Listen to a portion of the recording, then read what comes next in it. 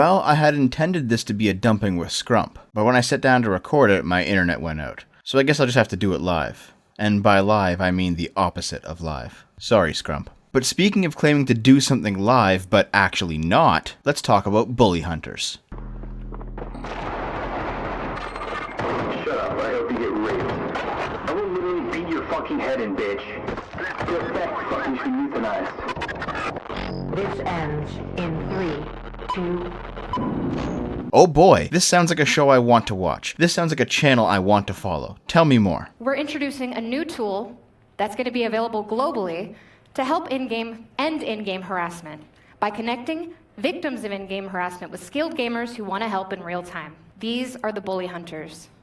They're pro elite gamers who would like to use their skills in gaming to help in-game harassment and in-game harassment and make it a more respectable, welcoming place for everyone. While our casual gamers are playing, they may experience harassment. When that happens, we'll be alerted. They'll also call on a bully hunter. A bully hunter will jump into their game and take on harassment head on. They'll hunt down and take out the perpetrator. You heard that correctly. Bully hunters will get these harassers where it hurts them the most, by beating bullies at their own game. You dumb whore, learn how to play the fucking game properly. All that and you still suck. I guess girls just suck at video games in general. Stupid whore. This is a type of harassment that over 21 million female gamers have experienced. It was at this moment when we saw that it was not just trash talking. It was straight up harassment. So that's when the Rose Thorn, our casual gamer, decided to call on one of our bully hunters. What the Rose Thorn did in this case was use our new tool on her mobile device. It says our bully hunter has just entered the game. See, Bully Hunter 77 has joined the game. Now our victim, the Rose Thorn, and our bully hunter can communicate with one another. Now you see there, the tool connected these two, a victim with a bully hunter. Okay, so now Bully Hunter 77 knows the name of the harasser and she is ready to take action. Now we are going to switch over to Bully Hunter 77's screen to watch the hunt. And it looks like she's going to use her knife, folks. And there it is, just pause right there. Let's back up and see that again. A brilliant knife move, very difficult. And look right there, see in the lower left-hand corner, let's pause that and zoom into that. Our bully hunter left the calling card message to the harasser. Harassment is not a game. bullyhunters.org.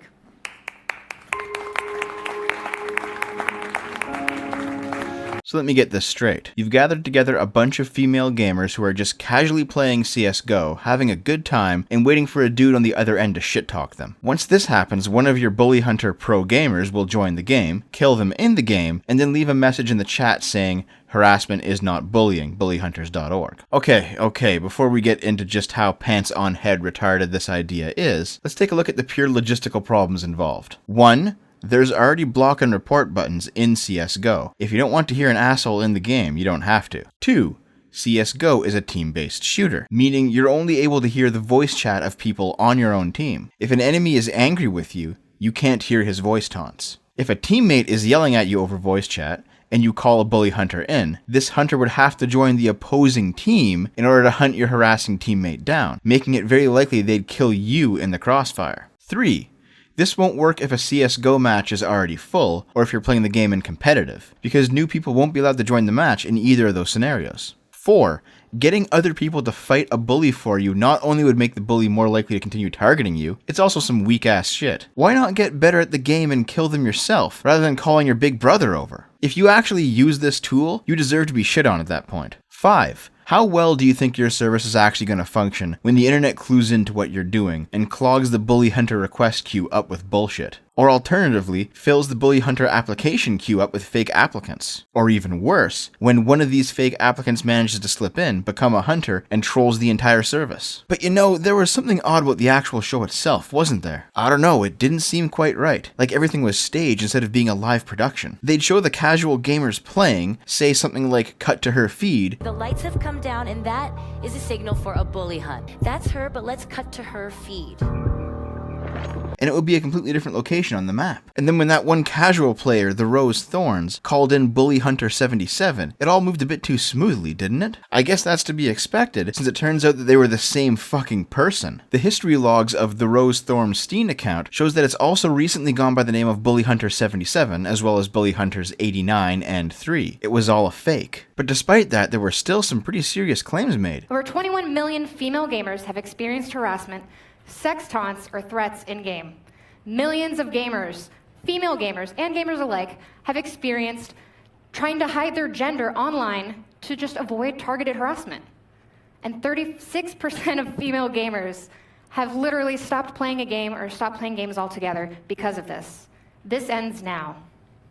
You can find all the sources for these statistics on bullyhunters.org. 3 million women harassed in gaming, that's no laughing matter. Let's look into these statistics a bit more to see if we can get into the real deal. Platinum Paragon, a researcher and PhD student, published a blog post breaking down the numbers presented during the Bully Hunters broadcast. Around 3 million women have stopped playing games altogether because of harassment. The source for this is a 2012 survey of 874 participants, extrapolated to every single console-owning woman in America. This means that what was previously around 3 million women have stopped playing games altogether because of harassment is actually 84 women stopped playing one online game because of harassment. While I deeply feel for these women, this is a false, dishonest, and huge stretch in the data in what has been uncovered to be a marketing campaign for SteelSeries headsets. False mental health statistics are being pushed to sell you gamer gear. To this, I have 3 things to say. 1. You are right. 874 participants is a decent participant pool to extrapolate from. 2. The extrapolation was made incorrectly for hyperbole. What was women quitting one game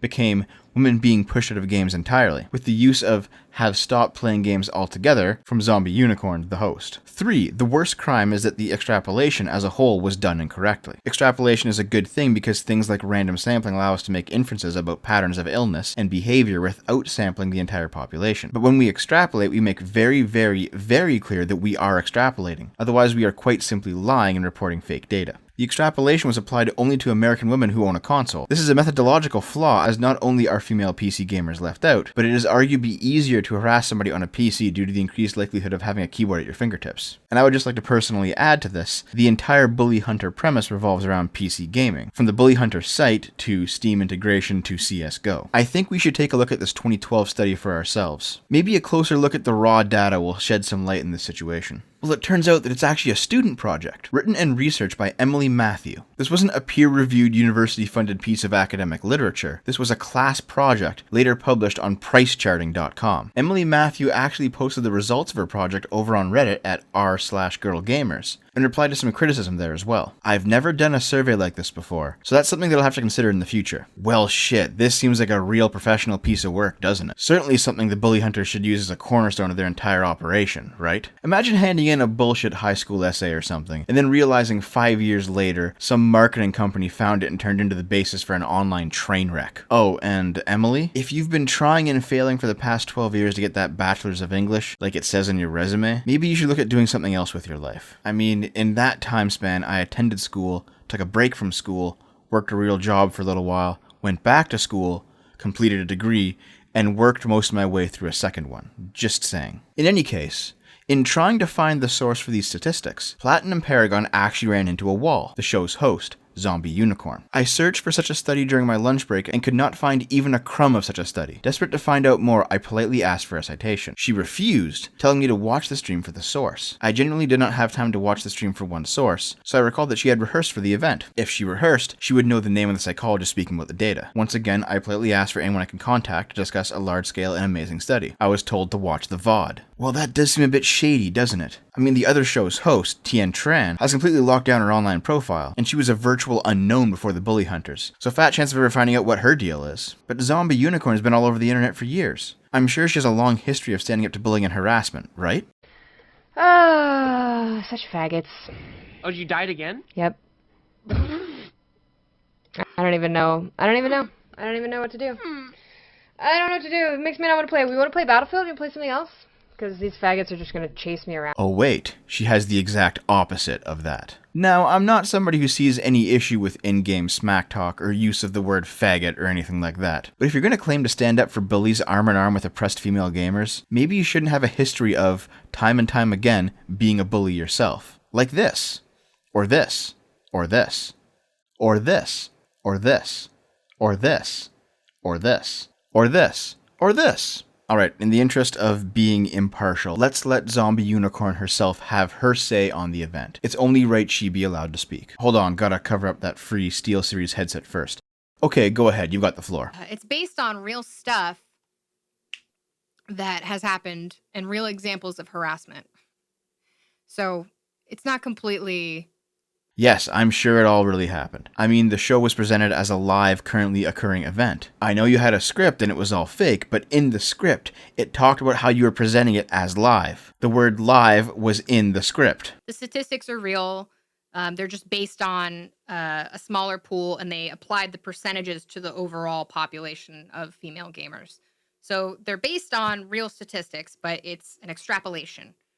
And if you check my Twitter, I have the link to the studies and the sources for all this. Yes, absolutely top quality statistics there. Nothing like a school project to give you the best of the best. The thing about griefing is that what that original tool thing would have been was they join the game, play the game normally, and kill them once, and then say harassment's not a game and leave. And nothing about that is inherently harassing or abusive or griefing. It's just playing the game normally. This sounds like something that any normal person would love to do, absolutely. You know, I've got to work that 9 to 5, but I've got a few free hours out of my busy day. What should I do? Oh, I know. I'll sign up to be a bully hunter and be on call for free to join other people's games that I'm not invested in, kill somebody, promote a brand, and then bail out. That's how I want to spend my evenings. To me, I never knew that the tool was going to be a long-term thing. I thought it was just part of a stunt. So hold on here for a minute. If the Bully Hunters tool was never intended to actually stick around, on the one hand, the upside is that I wouldn't actually be spending that much of my free time. But really, what was the point of all this? You guys spent all this money, time, energy, production value on Bully Hunters, and for what? If the tool was never intended to last, was it for the show? Because honestly, the 2/3 of it that I cut out was them interviewing exceptionally boring talking heads spouting pop psychology. So why was this all made? Oh yeah, SteelSeries. That was it. Selling gamer junk. And according to our pal Zombie here, SteelSeries was front and center in organizing Bully Hunters. One of the representatives from SteelSeries was involved as a consultant. They were part of the meetings and the brainstorming. And that person is also the same person that connected me with FCB and this campaign. So the fact that they're saying that they had nothing to do with picking the talent, that's not accurate.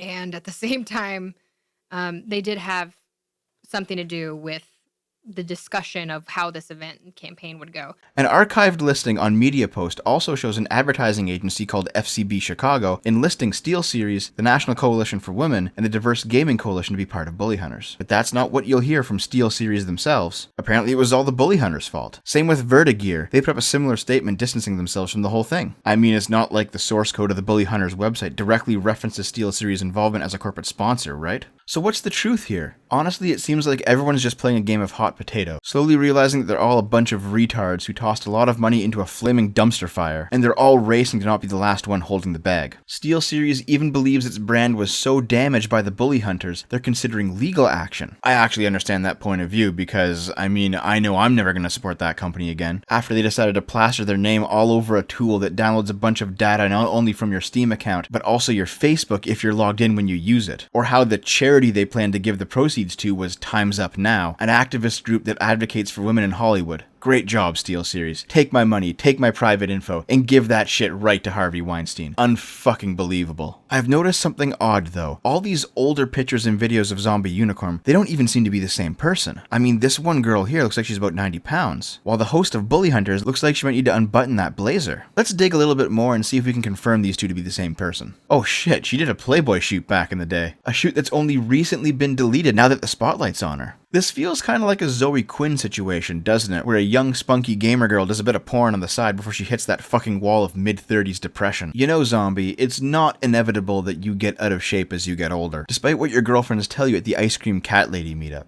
Just watch what you eat and hit the gym, and you can look just like your 20-year-old self again. Oh, I forgot, the gym's full of those misogynist males who just don't understand a woman's struggle. Well, how about this? I've got some corporate sponsors here in the wings.